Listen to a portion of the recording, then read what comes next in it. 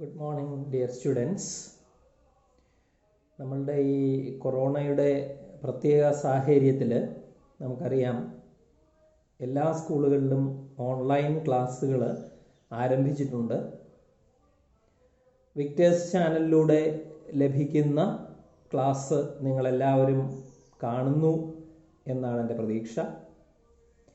അതിന് ഒരു ബദലായിട്ടല്ല ഈ ക്ലാസ് എന്നുള്ളത് നിങ്ങൾ എല്ലാവരും ഓർക്കണം. എല്ലാവരും നിർബന്ധമായും വിക്ടേഴ്സ് ചാനലിലൂടെ സംപ്രേഷണം ചെയ്യുന്ന ബയോളജിയുടെ ക്ലാസ്സുകൾ കാണണം, അതിൽ പറയുന്ന പ്രവർത്തനങ്ങൾ ചെയ്യണം. നമ്മുടെ ക്ലാസ്സിലേക്ക് കടക്കുന്നതിന് മുമ്പായിട്ട് നമുക്കറിയാം, ഇപ്പോൾ നമ്മളെല്ലാവരും അനുഭവിച്ചുകൊണ്ടിരിക്കുന്ന ഏറ്റവും പ്രധാനപ്പെട്ട ഒരു പ്രശ്നം, അതിന് ബയോളജിയുമായിട്ട് ബന്ധമുള്ളതുകൊണ്ട് കുറച്ച് കാര്യങ്ങൾ അതിനെപ്പറ്റി നമുക്ക് ഒന്ന് ഡിസ്കസ് ചെയ്യാം. അതായത് കൊറോണ അല്ലെങ്കിൽ COVID-19 എന്ന് വിളിക്കുന്ന ആ വൈറസ് ഉണ്ടാക്കുന്ന പ്രശ്നങ്ങൾ. നമുക്കെല്ലാവർക്കും അറിയാം, നമ്മൾ പഠിച്ചിട്ടുള്ളതാണ്, വൈറൽ രോഗങ്ങൾക്ക് പൂർണ്ണമായും ചികിത്സ ലഭ്യമല്ല. വരാതിരിക്കാൻ ശ്രദ്ധിക്കുക എന്നുള്ളതാണ് ഏറ്റവും പ്രധാനപ്പെട്ട കാര്യം. അപ്പം അതുകൊണ്ട് തന്നെ ഈ കൊറോണ രോഗം വരാതിരിക്കാൻ വേണ്ടി നിങ്ങൾ ഓരോരുത്തരും വളരെയധികം ശ്രദ്ധാലുക്കളാവേണ്ടത് വളരെ അത്യാവശ്യമാണ്.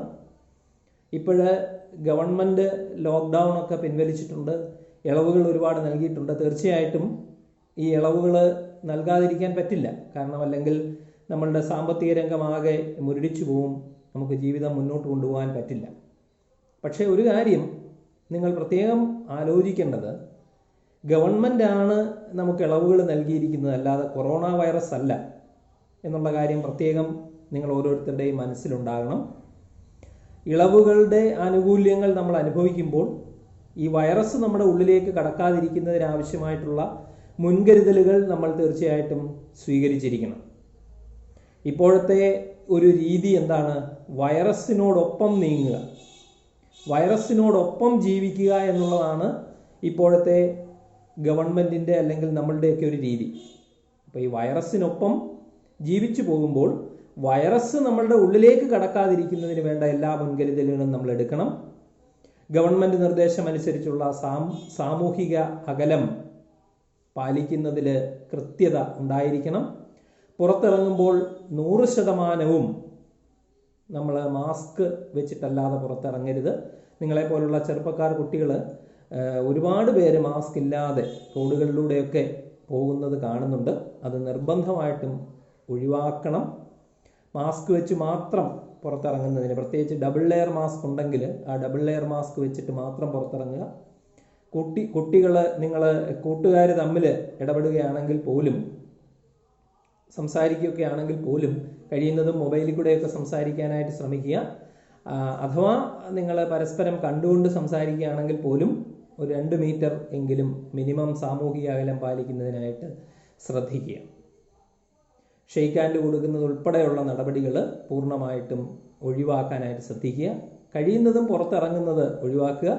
അത്യാവശ്യത്തിന് പുറത്തിറങ്ങുകയാണെങ്കിൽ തന്നെ നിങ്ങൾ നേരത്തെ തന്നെ നിങ്ങളുടെ വീട്ടിൽ പുറത്ത് ഒരു കുളിമുറി അവൈലബിൾ ആണെങ്കിൽ ആ കുളിമുറിയിൽ കുളിക്കുന്നതിന് വേണ്ടിയുള്ള സൗകര്യങ്ങളും പുതിയ ഡ്രസ്സും എല്ലാം എടുത്തു വെച്ചതിന് ശേഷം പുറത്തിറങ്ങുക.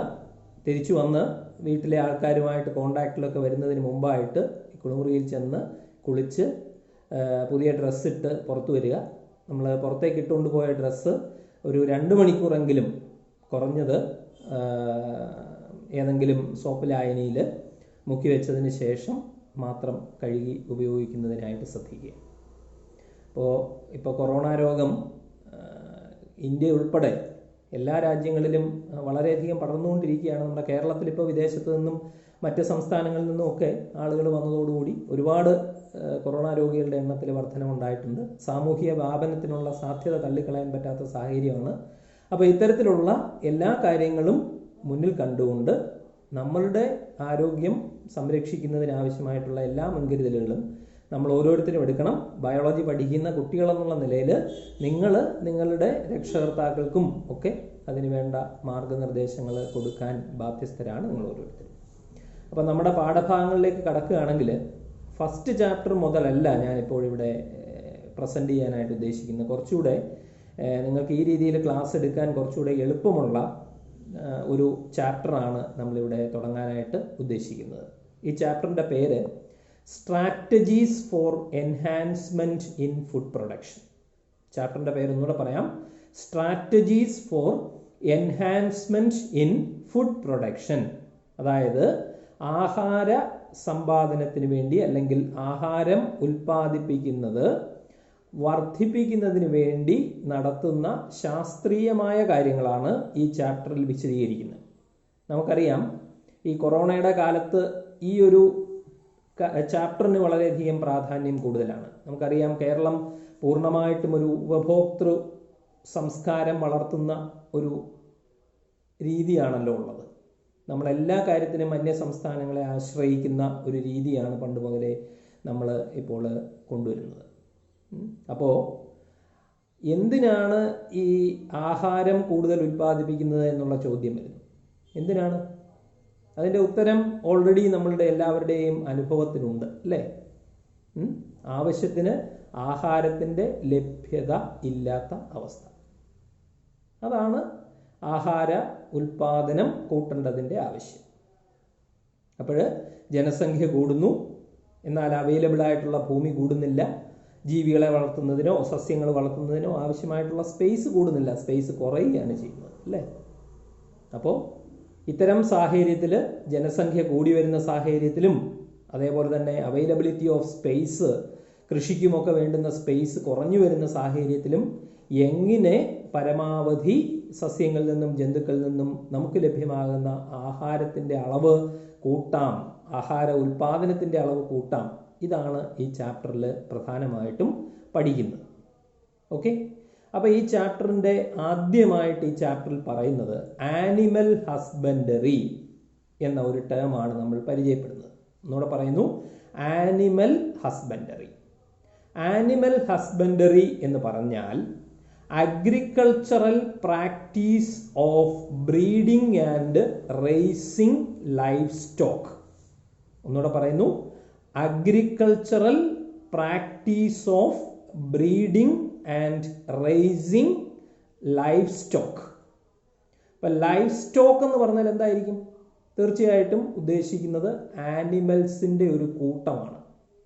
പ്രത്യേകിച്ച് നമുക്ക് പ്രയോജനപ്രദമായ ആനിമൽസിൻ്റെ കൂട്ടത്തെയാണ് ലൈഫ് സ്റ്റോക്ക് എന്ന് ഉദ്ദേശിക്കുന്നത്. പാലിന് വേണ്ടിയോ ഇറച്ചിക്ക് വേണ്ടിയോ മുട്ടയ്ക്ക് വേണ്ടിയോ മറ്റാവശ്യങ്ങൾക്ക് വേണ്ടിയോ ഉപയോഗിക്കുന്ന, നമുക്ക് ഉപയോഗപ്രദമാകുന്ന ആനിമൽസിനെയാണ് ഇവിടെ ലൈഫ് സ്റ്റോക്ക് എന്ന് പറയുന്നത് കൊണ്ട് ഉദ്ദേശിക്കുന്നത്.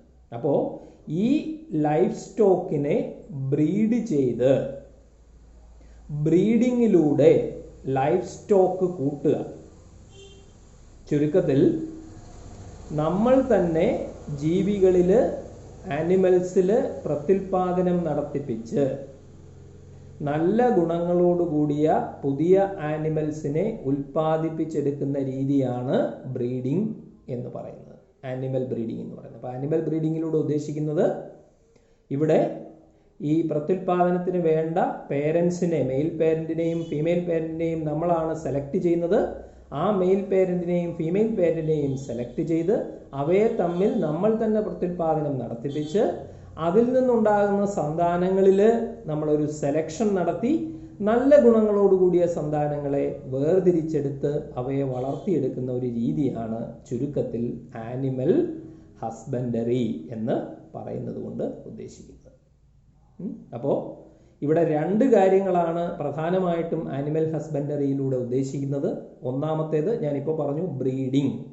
അതായത് മെച്ചപ്പെട്ട ഗുണങ്ങളോടുകൂടിയ പുതിയ ആനിമൽസിനെ ഉൽപ്പാദിപ്പിച്ചെടുക്കുക എന്നുള്ള ഉദ്ദേശത്തോടു കൂടി പ്രത്യുൽപാദനം നമ്മൾ നടത്തിയെടുക്കുന്ന രീതിക്കാണ് ബ്രീഡിംഗ് എന്ന് പറയുന്നത്. രണ്ടാമത്തേത് കെയറിങ്ങും ഈ ആനിമൽ ഹസ്ബൻഡറിയിൽ വരുന്നുണ്ട്. അതായത് ഈ ആനിമൽസിന് എങ്ങനെ നല്ല കെയർ കൊടുക്കാം, എങ്ങനെ വളർത്തിയെടുക്കാം, ഇതുമെല്ലാം ഈ ആനിമൽ ഹസ്ബൻഡറിയിൽ വരുന്ന കാര്യങ്ങളാണ്. നിങ്ങൾ ഫോളോ ചെയ്യുന്നുണ്ട് എന്ന് വിചാരിക്കുന്നു. ഈ ആനിമൽ ഹസ്ബൻഡറിയിൽ തന്നെ ആദ്യമായിട്ട് നമ്മൾ പഠിക്കേണ്ടത് ഡയറി ഫാം മാനേജ്മെൻറ്റ്. എന്താണ് ഡയറി ഫാം മാനേജ്മെൻറ്റ്? നിങ്ങൾ ഡയറി എന്നൊക്കെ ഓൾറെഡി കേട്ടിട്ടുണ്ട്. ഇവിടെ ഉദ്ദേശിക്കുന്നത് പാലുൽപാദനമാണ്. പശുവിനെ വളർത്തുക. അതാണ് പ്രധാനമായിട്ടും ഉദ്ദേശിക്കുന്നത്. പാലും പാലുൽപ്പന്നങ്ങളും ലഭ്യമാകത്തക്ക വിധത്തിൽ ജീവജാലങ്ങളെ വളർത്തിയെടുക്കുന്ന രീതിക്കാണ് ഡയറി ഫാം എന്ന് ഉദ്ദേശിക്കുന്നത്.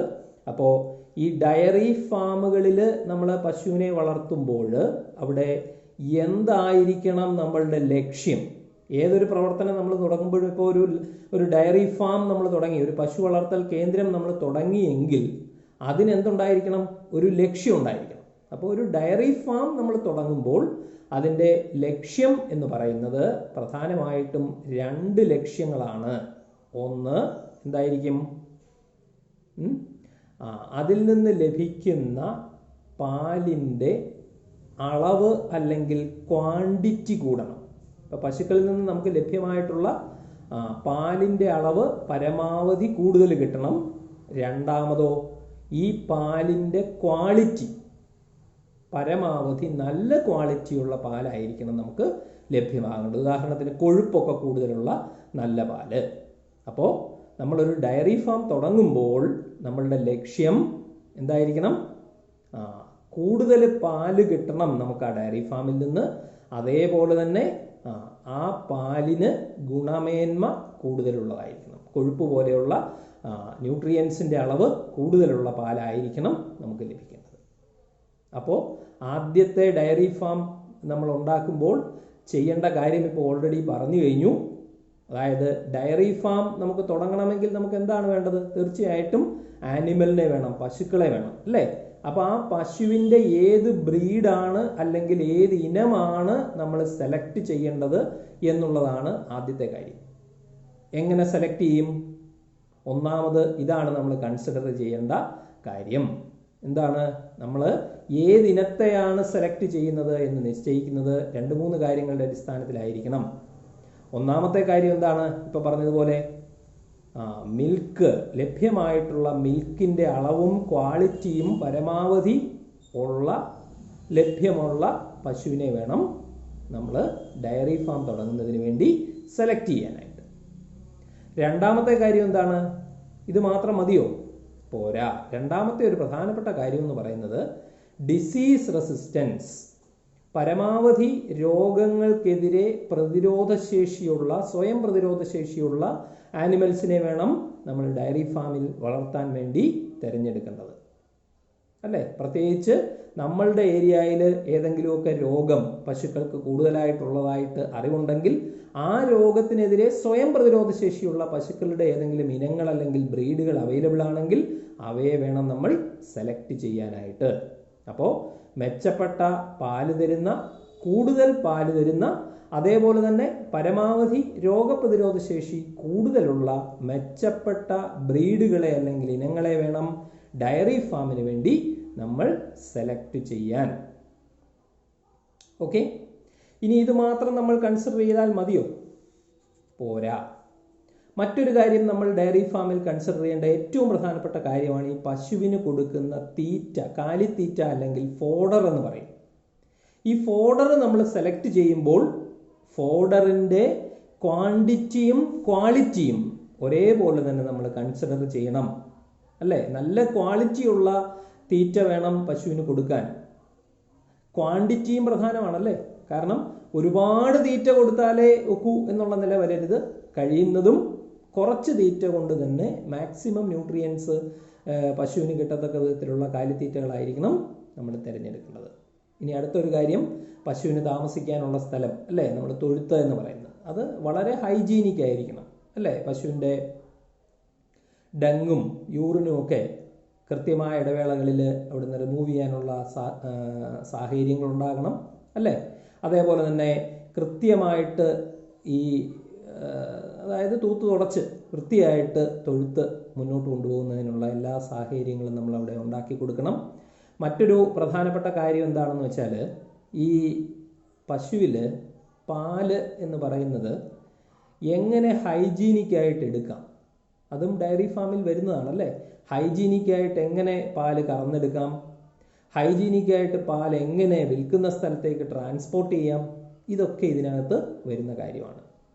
അപ്പോൾ തൊഴുത്തിൻ്റെ ഹൈജീൻ മാത്രമല്ല, ഹൈജീനിക്കായിട്ട് എങ്ങനെ പാലെടുക്കാം, പാല് കറന്നെടുക്കാം, ഹൈജീനിക്കായിട്ട് എങ്ങനെ ഇത് ട്രാൻസ്പോർട്ട് ചെയ്യാം, മറ്റ് മിൽക്ക് പ്രോഡക്ട്സുകളൊക്കെ എങ്ങനെ ട്രാൻസ്പോർട്ട് ചെയ്യാം, ഇതിന് കേടുവരാതെ എങ്ങനെ സൂക്ഷിക്കാം, ഇതെല്ലാം ഡയറി ഫാം മാനേജ്മെൻറ്റിനകത്ത് വരുന്നതാണ്.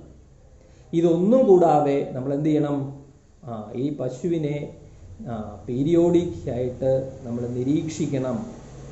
നിരീക്ഷിച്ച് എന്ത് ചെയ്യണം, കൃത്യമായ രേഖ ഉണ്ടാക്കി വെക്കണം അല്ലേ. അതായത് ആ പശുവിൽ നിന്ന് ലഭ്യമായിട്ടുള്ള ഓരോ ദിവസവും ലഭ്യമായിട്ടുള്ള പാലിൻ്റെ അളവ്, പശുവിന് നമ്മൾ കൊടുക്കുന്ന തീറ്റയുടെ അളവ്, പശുവിന് എന്തെങ്കിലും രോഗം വന്നിട്ടുണ്ടെങ്കിൽ ആ രോഗത്തിൻ്റെ ഡീറ്റെയിൽസ്, അതിന് കൊടുക്കുന്ന മരുന്നിൻ്റെ ഡീറ്റെയിൽസ്, എന്തെങ്കിലും തരത്തിലുള്ള പ്രതിരോധ കുത്തിവയ്പ്പുകളൊക്കെ പശുവിന് എടുത്തിട്ടുണ്ടെങ്കിൽ അതിൻ്റെ കാര്യങ്ങൾ, ഇത്തരം കാര്യങ്ങളെല്ലാം തന്നെ കൃത്യമായിട്ട് നമ്മൾ റെക്കോർഡ് ചെയ്യണം. അതിന് റെക്കോർഡ് കീപ്പിംഗ് എന്നാണ് പറയുന്നത്.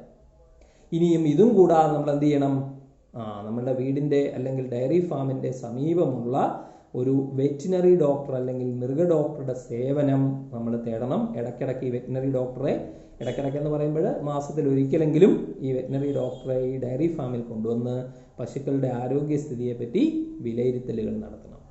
അപ്പോൾ ഇതൊക്കെയാണ് ഡയറി ഫാം മാനേജ്മെൻറ്റിനെ പറ്റി പറയാനുള്ളത്. ഇനി അടുത്ത ഒരു ടോപ്പിക്കാണ് പോൾട്രി ഫാം മാനേജ്മെൻറ്റ്. പോൾട്രി എന്ന് പറഞ്ഞാൽ domesticated birds used for food or egg, അതാണ് പോൾട്രി. പോൾട്രി എന്ന് പറഞ്ഞാൽ എന്താണ്, domesticated birds used for food or egg, അതായത് ആഹാരത്തിന് വേണ്ടിയോ അല്ലെങ്കിൽ അതായത് ഇറച്ചിക്ക് വേണ്ടിയോ മുട്ടയ്ക്ക് വേണ്ടിയോ നമ്മൾ പക്ഷികളെ വളർത്തിയെടുക്കുന്ന രീതിക്കാണ് എന്ത് പറയുന്നത്, പോൾട്രി എന്ന് പറയുന്നത്. അപ്പോൾ ഇത് നമ്മൾ വ്യാവസായിക അടിസ്ഥാനത്തിൽ ഒരു ഫാമിൻ്റെ രൂപത്തിൽ തുടങ്ങുമ്പോൾ അതിനെ നമ്മൾ എന്ത് പറയും, പോൾട്രി ഫാം എന്ന് അതിനെ വിളിക്കും. ഈ പോൾട്രി ഫാമിൻ്റെ കാര്യത്തിലും നമ്മൾ ആലോചിക്കേണ്ടത് എന്തൊക്കെ തന്നെയാണ്, നേരത്തെ പറഞ്ഞ ഡയറി ഫാം മാനേജ്മെൻറ്റിൽ പറഞ്ഞ കാര്യങ്ങളെല്ലാം തന്നെ അല്ലേ. മെച്ചപ്പെട്ട ബ്രീഡ് സെലക്ട് ചെയ്യണം, ഇനം സെലക്ട് ചെയ്യണം, അതിന് എന്തുണ്ടായിരിക്കണം, നല്ല ക്വാളിറ്റിയും ക്വാണ്ടിറ്റിയും ഉള്ള ഉൽപ്പന്നം തരാൻ കഴിവുള്ളതായിരിക്കണം. ഇറച്ചിയെങ്കിൽ ഇറച്ചി, അല്ലെങ്കിൽ മുട്ടയെങ്കിൽ മുട്ട അല്ലേ. അതിൻ്റെ ക്വാളിറ്റിക്കും ക്വാണ്ടിറ്റിക്കും പ്രാധാന്യം നമ്മൾ കൊടുക്കണം. പിന്നെ അതിനെ വളർത്തിയെടുക്കുന്നതിന് വേണ്ടി ഹൈജീനിക് ആയിട്ടുള്ള ഒരു സ്പേസ് ഉണ്ടാക്കിയെടുക്കാനായിട്ട് നമുക്ക്, കൂടുണ്ടാക്കിയെടുക്കാനായിട്ട് നമുക്ക് സാധിക്കണം. ഇതിൻ്റെയൊക്കെ തന്നെ അവശിഷ്ടങ്ങളൊക്കെ കൃത്യമായിട്ട് റിമൂവ് ചെയ്യുന്നതിന് വേണ്ടുന്ന സാഹചര്യങ്ങൾ ഉണ്ടാക്കണം. ഇവയ്ക്ക് എന്തെങ്കിലും രോഗമൊക്കെ ഉണ്ടാകുന്നുണ്ടോ എന്നുള്ളത് പീരിയോഡിക്കായിട്ട് നോക്കണം. അപ്പോൾ ഇത്തരത്തിൽ നേരത്തെ പറഞ്ഞ ഡയറി ഫാം മാനേജ്മെൻറ്റിൽ പറഞ്ഞ എല്ലാ കാര്യങ്ങളും എന്തിനും ബാധകമാണ്, പൗൾട്രി ഫാം മാനേജ്മെൻറ്റിൻ്റെ കാര്യത്തിനും ബാധകമാണ്. ഇനി നമ്മൾ ആനിമൽ ബ്രീഡിങ്ങിലേക്ക് കടക്കുകയാണ്. എന്താണ് ആനിമൽ ബ്രീഡിംഗ്? നമ്മൾ ചെയ്യുന്ന കാര്യമല്ല ഇത്. യഥാർത്ഥത്തിൽ ഇത് ഗവേഷണ കേന്ദ്രങ്ങളിൽ ചെയ്യുന്ന ഒരു കാര്യമാണ് ആനിമൽ ബ്രീഡിംഗ് എന്ന് പറയുന്നത്. അപ്പോൾ ബ്രീഡിംഗ് എന്ന് പറഞ്ഞാൽ പ്രത്യുൽപാദനം നടത്തിക്കുകയാണ് അവിടെ ചെയ്യുക. എന്താണ് പ്രത്യുൽപാദനം നടത്തിക്കുക എന്ന് പറഞ്ഞാൽ ഉദ്ദേശിക്കുന്നത്? അവിടെ മെയിൽ ഫീമെയിൽ പേരൻസിനെ നമ്മളാണ് സെലക്ട് ചെയ്യേണ്ടത്. നമ്മൾ സെലക്ട് ചെയ്ത് മെയിൽ പേരൻറ്റിനെയും ഫീമെയിൽ പേരൻറ്റിനെയും തമ്മിൽ പ്രത്യുൽപാദനം നടത്തിക്കുകയാണ് ചെയ്യുന്നത്. മെച്ചപ്പെട്ട ഗുണങ്ങളോട് കൂടിയ മെയിലിനെയും ഫീമെയിലിനെയും ആയിരിക്കും നമ്മളിവിടെ സെലക്ട് ചെയ്യുന്നത്. അപ്പോൾ അതിൽ നിന്നും ഉണ്ടാകുന്ന സന്താനങ്ങളിലും നമ്മൾ എന്ത് പ്രതീക്ഷിക്കുന്നു? മെച്ചപ്പെട്ട ഗുണങ്ങൾ പ്രതീക്ഷിക്കുന്നു. ഇനിയും ഈ ബ്രീഡിംഗ് എന്ന് പറയുമ്പോൾ അതിലേക്ക് നമ്മൾ കടക്കുന്നതിന് മുമ്പ് ഒരു ബ്രീഡ് എന്ന് പറഞ്ഞാൽ എന്താണ്? ഒരു ബ്രീഡ് എന്ന് പറഞ്ഞാൽ a group of animals related by descent and similar in most characteristics. എന്നൂടെ പറയുന്നു, a group of animals related by descent and similar in most characteristics. Descent എന്ന് പറഞ്ഞാൽ അവയുടെ പൂർവികരാണ് ഉദ്ദേശിക്കുന്നത്. മനസ്സിലായോ? അപ്പോൾ ഒരു ആനിമൽസിൻ്റെ ഒരു ഗ്രൂപ്പ്, ഓക്കെ, ആ ഗ്രൂപ്പിൽപ്പെട്ട ആനിമൽസ് എല്ലാം ഒരേ പൂർവികർ ഉള്ളവരായിരിക്കണം. അതായത് ഒരേ അച്ഛനമ്മമാരുടെയോ അല്ലെങ്കിൽ അത്രയ്ക്ക് അടുത്ത രക്തബന്ധമുള്ള ആനിമൽസിൻ്റെ ഒരു ഗ്രൂപ്പായിരിക്കണം എന്നർത്ഥം. പിന്നെയോ ഈ ഗ്രൂപ്പിൽപ്പെടുന്ന ആനിമൽസ് തമ്മിൽ പ്രധാനപ്പെട്ട എല്ലാ സ്വഭാവങ്ങളിലും സാമ്യം അല്ലെങ്കിൽ സിമിലാരിറ്റീസ് ഉണ്ടായിരിക്കണം. അപ്പോൾ അങ്ങനെയുള്ള ഒരേ പൂർവികരുടെ സന്താനങ്ങളായിട്ടുള്ള മിക്ക സ്വഭാവ സവിശേഷതകളിലും വളരെയധികം സാമ്യമുള്ള പശുവിൻ്റെയോ കാളയുടെയോ ഒക്കെ ഒരു ഗ്രൂപ്പിനെ നമുക്ക് എന്ത് പറയാം? ഒരു ബ്രീഡ് എന്ന് പറയാം, അല്ലേ? ഇത്തരത്തിൽ മെച്ചപ്പെട്ട ഗുണങ്ങളോടുകൂടിയ ഒരു ബ്രീഡിനെ ഉൽപ്പാദിപ്പിച്ചെടുക്കുന്ന ശാസ്ത്രീയ രീതിക്കാണ് നമ്മൾ എന്ത് പറയുന്നത്? ആനിമൽ ബ്രീഡിംഗ് എന്ന് പറയുന്നത്. ഈ ആനിമൽ ബ്രീഡിങ്ങുമായിട്ട് ബന്ധപ്പെട്ട് 2 തരത്തിൽ ജനറലി നമ്മൾ ആനിമൽ ബ്രീഡിംഗ് നടത്താറുണ്ട്. ഒന്നാമത്തെ തരം ആനിമൽ ബ്രീഡിംഗ് ആണ് ഇൻബ്രീഡിംഗ്, രണ്ടാമത്തെ തരമാണ് ഔട്ട് ബ്രീഡിംഗ്. അപ്പോൾ ആദ്യത്തെ തരം എന്ന് പറഞ്ഞാൽ ഇൻബ്രീഡിംഗ്, രണ്ടാമത്തെ തരം ഔട്ട് ബ്രീഡിംഗ്. ഇൻബ്രീഡിങ്ങിൽ നമ്മൾ ചെയ്യുന്നത് ഒരേ ബ്രീഡിൽ തന്നെ പെട്ട ഒരു മെയിൽ ആനിമലിനെയും ഒരു ഫീമെയിൽ ആനിമലിനെയും സെലക്ട് ചെയ്ത് അതിനെ തമ്മിൽ മേറ്റ് ചെയ്യിക്കുന്നു, അല്ലെങ്കിൽ പ്രത്യുൽപാദനം നടത്തിക്കുന്നു. So mating between a male and a female of the same breed. ഒരേ ഇനത്തിൽപ്പെട്ട അല്ലെങ്കിൽ ഒരേ ബ്രീഡിൽപ്പെട്ട ഒരു മെയിലിനെയും ഒരു ഫീമെയിലിനെയും സെലക്ട് ചെയ്ത് അതിനെ തമ്മിൽ പ്രത്യുൽപാദനം നടത്തിക്കുന്ന രീതിക്കാണ് ഇൻബ്രീഡിംഗ് എന്ന് പറയുന്നത്. രണ്ടാമത്തേത് ഔട്ട് ബ്രീഡിംഗ് ആണ്. അതെന്താണ്? പരസ്പരം ബന്ധമില്ലാത്ത, അല്ലേ? അപ്പോൾ ഒരേ ബ്രീഡിൽപ്പെട്ട മെയിലും ഫീമെയിലുമാണ് നേരത്തെ എടുത്തതെന്ന് വെച്ചാൽ പരസ്പരം വളരെയധികം ബന്ധമുള്ളതാണ്. ഇവിടെ പരസ്പരം യാതൊരു ബന്ധവുമില്ലാത്ത 2 വ്യത്യസ്ത ബ്രീഡുകളിൽ അല്ലെങ്കിൽ 2 വ്യത്യസ്ത ഇനങ്ങളിൽപ്പെട്ട ജീവികളെ തമ്മിൽ പ്രത്യുൽപാദനം നടത്തിക്കുന്നു, ബ്രീഡ് ചെയ്യിപ്പിക്കുന്നു, മേറ്റ് ചെയ്യിപ്പിക്കുന്നു. അതിനെ എന്ത് വിളിക്കും? Out breeding. So crosses between different breed, വ്യത്യസ്ത ബ്രീഡിൽപ്പെട്ട ആനിമൽസിനിടയിൽ നടത്തുന്ന ക്രോസിങ്ങിനെയാണ് അല്ലെങ്കിൽ മേറ്റിങ്ങിനെയാണ് നമ്മൾ എന്ത് വിളിക്കുന്നത്? ഔട്ട് ബ്രീഡിംഗ് എന്ന് പറയുന്നത്, അല്ലേ? അപ്പോൾ ഏത് തരത്തിലുള്ള ബ്രീഡിംഗ് ആയാലും ഓർത്തിരുന്നോണം. ഇനി ഇൻബ്രീഡിംഗ് ആയാലും ശരി, ഔട്ട് ബ്രീഡിംഗ് ആയാലും ശരി, ഏത് തരം ബ്രീഡിംഗ് ആയാലും ഇവിടെ നമ്മൾ മെയിലിനെയും ഫീമെയിലിനെയും പേരൻസിനെ സെലക്ട് ചെയ്യുന്നു. ആ സെലക്ഷന് വേണ്ടി നമ്മൾ ചെയ്യുന്ന ക്രൈറ്റീരിയ എന്തായിരിക്കും? ഏറ്റവും മെച്ചപ്പെട്ട ഗുണങ്ങളോടുകൂടിയ മെയിലിനെയും ഫീമെയിലിനെയും ആയിരിക്കും നമ്മളവിടെ സെലക്ട് ചെയ്യുന്നതെന്നുള്ള കാര്യത്തിൽ സംശയമുണ്ടല്ലോ? ഇല്ലല്ലോ, അല്ലേ? അങ്ങനെയാണ് നമ്മൾ ചെയ്യുക. ഏറ്റവും മെച്ചപ്പെട്ട ഗുണങ്ങളോടുകൂടിയ മെയിലിനെയും ഫീമെയിലിനെയും ആയിരിക്കും നമ്മൾ പേരൻസ് ആയിട്ട് സെലക്ട് ചെയ്യുക. അതിൽ നിന്നുണ്ടാകുന്ന സന്താനങ്ങളിൽ നമ്മൾ എന്ത് ചെയ്യുന്നുണ്ട്? ആ സന്താനങ്ങളെ എല്ലാം എടുക്കില്ല, അല്ലേ? അതിൽ വീണ്ടും നമ്മളൊരു സെലക്ഷൻ ക്രൈറ്റീരിയ അപ്ലൈ ചെയ്തിട്ട് മെച്ചപ്പെട്ട ഗുണങ്ങളോടുകൂടി, ഉദാഹരണം പാലിൻ്റെ മെച്ചമാണെങ്കിൽ അത്, ഇറച്ചിയുടെ മെച്ചമാണെങ്കിൽ അത്, അല്ലേ? അപ്പം നമ്മൾ എടുക്കുന്ന ക്രൈറ്റീരിയ ഏതാണോ അതിനനുസരിച്ച് മെച്ചപ്പെട്ട ഇനത്തെയാണ്, അല്ലെ മെച്ചപ്പെട്ട സന്താനത്തെയാണ് നമ്മൾ സെലക്ട് ചെയ്യുന്നത്. അപ്പോൾ ഓരോ സ്റ്റെപ്പിലും നമ്മൾ ഈ ബ്രീഡിംഗ് പ്രൊസീജിയർ ചെയ്യുമ്പോഴും എന്ത് കൊണ്ടുപോകുന്നുണ്ട് മുമ്പോട്ട്? സെലക്ഷൻ എന്ന് പറയുന്നത് ഉണ്ട് എന്നുള്ളത് ഓർത്തിരിക്കുക. ഏറ്റവും നല്ലതിനെയാണ് ഓരോ സ്റ്റെപ്പിലും നമ്മൾ സെലക്ട് ചെയ്ത് കൊണ്ടുപോകുന്നത്. മനസ്സിലായല്ലോ? അപ്പോൾ ഇൻബ്രീഡിംഗ് എന്ന് പറഞ്ഞാൽ പരസ്പരം വളരെ സാമ്യമുള്ള ഒരേ ബ്രീഡിൽപ്പെട്ട ഒരു മെയിലിനെയും ഫീമെയിലിനെയും തമ്മിൽ മേറ്റ് ചെയ്യിക്കുമ്പോൾ അതിനെ ഇൻബ്രീഡിംഗ് എന്ന് വിളിക്കും. എന്നാൽ വ്യത്യസ്തരായിട്ടുള്ള മെയിലിനെയും ഫീമെയിലിനെയും, അതായത് മെയിൽ ഒരു ബ്രീഡിലെ ആണെങ്കിൽ ഫീമെയിൽ മറ്റൊരു ബ്രീഡിലെ എന്നുള്ള രീതിയിൽ നടത്തുന്നതിനെ നമ്മൾ ഔട്ട് ബ്രീഡിംഗ് എന്നും പറയും. ഔട്ട് ബ്രീഡിങ്ങിനകത്ത് ചെറിയ ചില വ്യത്യാസങ്ങളൊക്കെ ഉണ്ട്. അത് നമ്മൾ ഇനിയും പഠിക്കുമ്പോൾ കുറച്ചുകൂടെ വ്യക്തമാകും.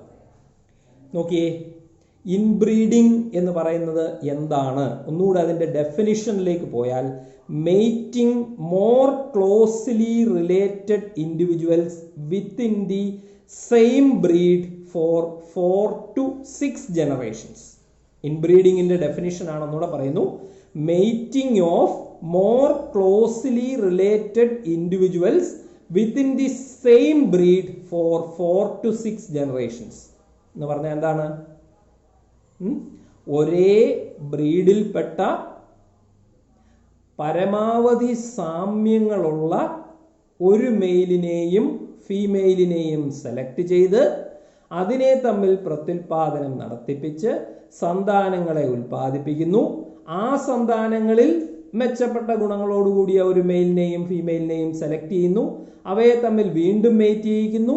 അതിൻ്റെ അടുത്ത തലമുറ ഉൽപ്പാദിപ്പിക്കുന്നു. ഇങ്ങനെ ഒരു 4-5 തലമുറ ഉൽപ്പാദിപ്പിക്കുന്നു. അങ്ങനെ 5-മത്തെയോ 6-മത്തെയോ തലമുറയായിരിക്കും അതിൽ നിന്ന് സെലക്ട് ചെയ്യുന്ന മെച്ചപ്പെട്ട ഗുണത്തോടു കൂടിയ ആനിമലായിരിക്കും ഇൻബ്രീഡിങ്ങിൻ്റെ പ്രോഡക്റ്റ് എന്ന് പറയുന്നത്. മനസ്സിലായോ? അപ്പോൾ ഇൻബ്രീഡിങ്ങിൽ ചെയ്യുന്ന എന്താണ്? വളരെയധികം സാമ്യങ്ങളുള്ള ഒരേ ബ്രീഡിൽ തന്നെ പെട്ട ഒരു മെയിലിനെയും ഫീമെയിലിനെയും സെലക്ട് ചെയ്യുന്നു, അതിനെ തമ്മിൽ പ്രത്യുൽപാദനം നടത്തിക്കുന്നു. അവിടെ ഉണ്ടാകുന്ന സന്താനങ്ങളിൽ സെലക്ഷൻ ക്രൈറ്റീരിയ അപ്ലൈ ചെയ്ത് മെച്ചപ്പെട്ട ഗുണങ്ങളോടുകൂടിയ ഒരു മെയിലിനെയും ഫീമെയിലിനെയും സെലക്ട് ചെയ്ത് അവയെ തമ്മിൽ പ്രത്യുൽപാദനം നടത്തിക്കുന്നു, അവയുടെ സന്താനങ്ങൾ ഉൽപ്പാദിപ്പിക്കുന്നു.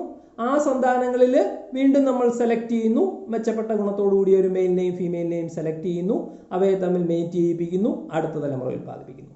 ഇങ്ങനെ നമ്മളൊരു 4 മുതൽ 6 വരെ തലമുറയെ ഉൽപ്പാദിപ്പിച്ച് 5ാമത്തെയോ 6ാമത്തെയോ ഒക്കെ തലമുറയാണ് നമ്മൾ എന്തായിട്ട് എടുക്കുന്നത്. അതിൽ തന്നെ മെച്ചപ്പെട്ട ഗുണങ്ങളോട് കൂടിയതിനെയാണ് നമ്മൾ ഇൻബ്രീഡിങ്ങിൻ്റെ പ്രോഡക്റ്റ് ആയിട്ട് എടുക്കുന്നത്. അപ്പോൾ ഈ ഇൻബ്രീഡിങ് നടത്തുന്നതുകൊണ്ടുള്ള പ്രധാനപ്പെട്ട ഗുണം എന്താണെന്ന് വെച്ചാൽ, ഈ സെക്ഷൽ റീപ്രൊഡക്ഷൻ്റെ ഒരു പ്രധാനപ്പെട്ട പ്രശ്നം നിങ്ങളൊക്കെ പഠിച്ചിട്ടുള്ളതാണ്. ചിലപ്പോൾ മെച്ചപ്പെട്ട ഗുണങ്ങളൊക്കെ ഉണ്ടെങ്കിലും അടുത്ത തലമുറയിലേക്ക് പോകുമ്പോൾ ചിലപ്പോൾ എന്ത് പറ്റും, ഈ മെച്ചപ്പെട്ട ഗുണങ്ങൾ പലതും നഷ്ടപ്പെടാം, അല്ലേ? അപ്പോൾ തുടർച്ചയായിട്ട് ഒരു 5ഓ 6ഓ തലമുറ നമ്മൾ കണ്ടിന്യൂസ് ആയിട്ട് ഇൻബ്രീഡിങ് നടത്തിയാൽ ഉള്ള ഗുണം, ഈ മെച്ചപ്പെട്ട ക്വാളിറ്റീസ് ഒക്കെ അവിടെ എന്താ ഫിക്സ്ഡ് ആവും. അതായത് ഇപ്പോൾ ഈ 6ാമത്തെ തലമുറ എത്തുമ്പോഴേക്കും ഈ 1ാമത്തെ തലമുറയിലുള്ള അല്ലെങ്കിൽ 2ാമത്തെ തലമുറയിലുള്ള ഒരു ജീവിക്കുള്ള ഒരു മെച്ചപ്പെട്ട ഗുണം 6ാമത്തെ തലമുറക്കാരനും കാണിക്കുന്നുവെങ്കിൽ അതിൻ്റെ അർത്ഥം ആ ഒരു പ്രത്യേക സ്വഭാവം ഫിക്സ്ഡ് ആണ്, അതിന് ഇനി മാറ്റം വരത്തില്ല. അടുത്ത തലമുറയിലേക്കും അത്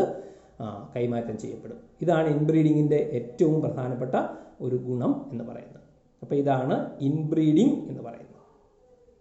ഇൻബ്രീഡിങ്ങിൻ്റെ ഒരു പ്രധാനപ്പെട്ട പ്രശ്നം, ഇപ്പം നമ്മൾ ഇൻബ്രീഡിങ്ങിൻ്റെ ഗുണത്തെ പറ്റി പറഞ്ഞു, അതേപോലെ തന്നെ ഇൻബ്രീഡിങ്ങിന് ഒരു പ്രധാനപ്പെട്ട പ്രശ്നവും കൂടിയുണ്ട്, ഓർത്തിരിക്കണം. അതിനെ ഇൻബ്രീഡിങ് ഡിപ്രഷൻ എന്നാണ് പറയുക. ഇൻബ്രീഡിങ് ഡിപ്രഷൻ എന്ന് പറഞ്ഞു കഴിഞ്ഞാൽ, കുറേ അങ്ങ് ഇൻബ്രീഡിങ് നടത്തി കഴിയുമ്പോഴത്തേക്ക് ചിലപ്പോൾ ഈ പറഞ്ഞല്ലോ 4ഓ 5ഓ തലമുറ നമ്മൾ ഉൽപ്പാദിപ്പിക്കുന്നുണ്ടല്ലേ. ഇങ്ങനെ 4ഓ 5ഓ തലമുറ ഇൻബ്രീഡിങ് നടത്തി കഴിയുമ്പോഴേക്ക് പലപ്പോഴും സംഭവിക്കുന്നത്, ഈ പുതിയതായിട്ടുണ്ടായി വരുന്ന ജീവികൾക്ക് അവയുടെ ഫെർട്ടിലിറ്റി പ്രത്യുൽപാദന ശേഷി കുറയുന്നതായിട്ടും അവയുടെ ഈൽഡ് അല്ലെങ്കിൽ ഉൽപാദന ശേഷി കുറയുന്നതായിട്ടും കാണുന്നു. ഇതിനെയാണ് ഇൻബ്രീഡിങ് ഡിപ്രഷൻ എന്ന് പറയുന്നത്. അപ്പം ഇൻബ്രീഡിങ് ഡിപ്രഷൻ എന്ന് പറഞ്ഞാൽ, തുടർച്ചയായിട്ട് ഇൻബ്രീഡിങ് നടത്തുന്ന ചില ജീവികളിൽ അവയുടെ പ്രത്യുൽപാദന ശേഷി അല്ലെങ്കിൽ ഫെർട്ടിലിറ്റി കുറയുന്നതായിട്ടും അവയുടെ ഉൽപാദന ശേഷി അല്ലെങ്കിൽ ഈൽഡ് കുറയുന്നതായിട്ടും കാണുന്നു. ഇതിനെയാണ് ഇൻബ്രീഡിങ് ഡിപ്രഷൻ എന്ന് പറയുന്നത്. ഒരു ഡെഫിനിഷനായിട്ട് പറഞ്ഞാൽ എന്താണ്, ഇൻബ്രീഡിങ് കണ്ടിന്യൂസ് ആയിട്ട് നടത്തിയാൽ, അതായത് continuous inbreeding may cos reduced fertility and productivity.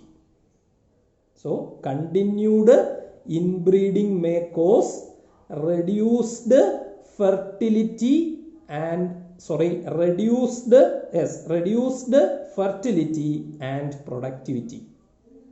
Productivity അല്ലെങ്കിൽ ഉൽപാദനം കുറയാം, അതേപോലെ തന്നെ ഇൻഫെർട്ടിലിറ്റി അല്ലെങ്കിൽ എന്താണ് ഇൻഫെർട്ടിലിറ്റിയിലേക്ക് പോകാം.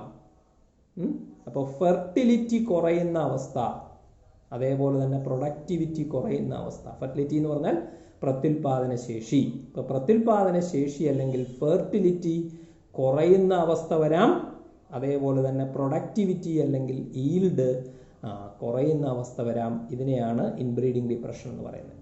അപ്പോൾ ഒന്നുകൂടെ പറയുന്നു, continued inbreeding may reduce fertility and productivity. This is called inbreeding depression. Continuous ആയിട്ട് ഇൻബ്രീഡിങ് നടത്തിയാൽ അത് ജീവികളുടെ പ്രത്യുൽപാദന ശേഷി കുറയ്ക്കുന്നതിനും ജീവികളുടെ ഉൽപാദന ശേഷി കുറയ്ക്കുന്നതിനും കാരണമാകാം. ഇതിനെയാണ് ഇൻബ്രീഡിങ് ഡിപ്രഷൻ എന്ന് പറയുന്നത്. ഈ ഇൻബ്രീഡിങ് ഡിപ്രഷൻ ഓവർകം ചെയ്യാൻ വേണ്ടി ഒരു മാർഗമുണ്ട്. അതിന് ചെയ്യാവുന്നത്, ഇപ്പോൾ ഇൻബ്രീഡിങ്ങിന് ശേഷം 4ഓ 5ഓ തലമുറ കഴിഞ്ഞുള്ള സന്താനമാണല്ലോ ഇൻബ്രീഡിങ്ങിൻ്റെ പ്രോഡക്റ്റ് എന്ന് പറയുന്നത്. അതിന് ഇൻബ്രീഡിങ് ഡിപ്രഷൻ ഉണ്ട് എന്ന് കണ്ടു കഴിഞ്ഞാൽ അത് മാറ്റിയെടുക്കാനുള്ളൊരു മാർഗം എന്ന് പറയുന്നത്, ഇപ്പോൾ അതൊരു ഫീമെയിലായിട്ടുള്ള ഒരു ആനിമൽ ആണെങ്കിൽ അതേ ബ്രീഡിൽ തന്നെ പെട്ട അൺറിലേറ്റഡ് ആയിട്ടുള്ള മെച്ചപ്പെട്ട ഗുണത്തോടു കൂടിയ ഒരു മെയിലിനെ എടുത്ത് അതുമായിട്ട് മേറ്റ് ചെയ്യിപ്പിച്ച് അടുത്ത സന്താനത്തെ ഉൽപ്പാദിപ്പിച്ചാൽ ആ സന്താനത്തിന് മിക്കവാറും ഈ ഇൻബ്രീഡിങ് ഡിപ്രഷൻ്റെ പ്രശ്നം ഉണ്ടാവത്തില്ല, ഒഴിവായി കിട്ടും. പറഞ്ഞത് മനസ്സിലായെന്ന് വിചാരിക്കുന്നു. ഇൻബ്രീഡിങ് ഡിപ്രഷൻ അതിൻ്റെ ആ ഒരു പ്രശ്നം ഒഴിവാക്കാൻ വേണ്ടി ചെയ്യാവുന്ന കാര്യം എന്താണ്? ഇൻബ്രീഡിംഗ് ഡിപ്രഷൻ്റെ പ്രശ്നം പൂർണ്ണമായിട്ടും ഒഴിവാക്കാൻ വേണ്ടി ഒരു കാര്യം നമുക്ക് ചെയ്യാം. എന്ത് ചെയ്യണം? ഈ ഇൻബ്രീഡിംഗ് ഡിപ്രഷൻ ഉണ്ട് എന്ന് തോന്നുന്ന ആനിമലിനെ എടുക്കുക. ആ ആനിമലിനെ എന്തുമായിട്ട് മേറ്റ് ചെയ്യിക്കണം? ഇൻബ്രീഡിംഗ് ആണെന്ന് ഓർക്കണം. അതുകൊണ്ട് അതേ ഇനത്തിൽ തന്നെ പെട്ട സുപ്പീരിയർ ആയിട്ടുള്ള മറ്റൊരു ആനിമലിനെ കൊണ്ട്, അതായത് റിലേറ്റഡ് ആയിരിക്കരുത്, കഴിയുന്നതും റിലേഷൻ കുറവുള്ള ഒരു ആനിമലിനെ കൊണ്ട് ഇതിനെ മേറ്റ് ചെയ്യിപ്പിക്കാനായിട്ട് പറ്റിയാൽ അത് ഇൻബ്രീഡിംഗ് ഡിപ്രഷൻ ഒഴിവാക്കുന്നതിന് സഹായിക്കും. ഓക്കെ, അപ്പോൾ തൽക്കാലം ഇന്നത്തെ ക്ലാസ്സിൽ ഞാൻ ഇത്രേ പറയുന്നുള്ളൂ. ഇവിടെ കൊണ്ട് നിർത്തുകയാണ്. ഇതെല്ലാം നിങ്ങൾ കേൾക്കുക. കേട്ടതിന് ശേഷം ഓരോ കുട്ടിയും ഇത് വ്യക്തമായിട്ട് കേട്ടതിന് ശേഷം എന്തെങ്കിലും മനസ്സിലാവാത്തതുണ്ടെങ്കിൽ ഗ്രൂപ്പിൽ ചോദിക്കുക, ഞാൻ പറഞ്ഞു തരാം. അതേപോലെ തന്നെ ഇത് കണ്ടവർ അവരവരുടെ പേര് പറഞ്ഞ്, അല്ലെങ്കിൽ അവരവരുടെ പേരുകളെല്ലാം ഇപ്പോൾ ഗ്രൂപ്പിലുള്ളതുകൊണ്ട് ആരൊക്കെ കണ്ടു എന്നുള്ളത് ഒന്ന് റെസ്പോണ്ട് ചെയ്യുകയും കൂടി വേണം. എല്ലാ ദിവസവും കുറച്ച് സമയം വീതം നമുക്ക് ഈ ഗ്രൂപ്പിൽ വീഡിയോ ഇടാനാണ് ഞാൻ ഉദ്ദേശിക്കുന്നത്. പിന്നെ നിങ്ങൾക്ക് എല്ലാവർക്കും നെറ്റ് അവൈലബിൾ ആണെങ്കിൽ, മൊബൈൽ അവൈലബിൾ ആണെങ്കിൽ രാത്രിയൊക്കെ ആയിരിക്കും കൂടുതൽ അവൈലബിൾ അല്ലേ? എന്തായാലും 7 മണിക്ക് ശേഷമൊക്കെ ഗൂഗിൾ മീറ്റ് എന്ന് പറയുന്ന ഒരു ആപ്ലിക്കേഷൻ ഉണ്ട്. ഈ ആപ്ലിക്കേഷൻ വഴി നമുക്ക് കണ്ടുകൊണ്ട് അങ്ങോട്ടും ഇങ്ങോട്ടും ആശയവിനിമയം നടത്താനുള്ള ഒരു സാഹചര്യം ഉണ്ടോ എന്ന് അടുത്ത ഘട്ടത്തിൽ നമുക്ക് പരിശോധിക്കാം. പക്ഷേ അതിന് നിങ്ങളുടെ കയ്യിൽ, എല്ലാവരുടെ കയ്യിലും ഒരു മൊബൈൽ ഉണ്ടായിരിക്കണം. അതും സെൽഫി സൗകര്യത്തോടുകൂടിയ മൊബൈൽ ഉണ്ടായിരിക്കണം. നിങ്ങൾക്ക് എല്ലാവർക്കും ഒരു ജിമെയിൽ അക്കൗണ്ട് ഉണ്ടായിരിക്കണം. അതേപോലെ തന്നെ ആവശ്യത്തിന് നെറ്റ് കണക്ടിവിറ്റി ഉണ്ടായിരിക്കണം. ഇതൊക്കെ അവൈലബിൾ ആണെന്നുണ്ടെങ്കിൽ, എല്ലാവർക്കും അവൈലബിൾ ആണെന്നുണ്ടെങ്കിൽ നമുക്ക് സന്ധ്യയ്ക്ക് ശേഷം കണ്ടുകൊണ്ട് സംസാരിക്കുന്ന ഗൂഗിൾ മീറ്റ് എന്ന് പറയുന്ന ആപ്ലിക്കേഷൻ ഉപയോഗിക്കുന്നതിനെ പറ്റി ആലോചിക്കാം. Okay, thank you.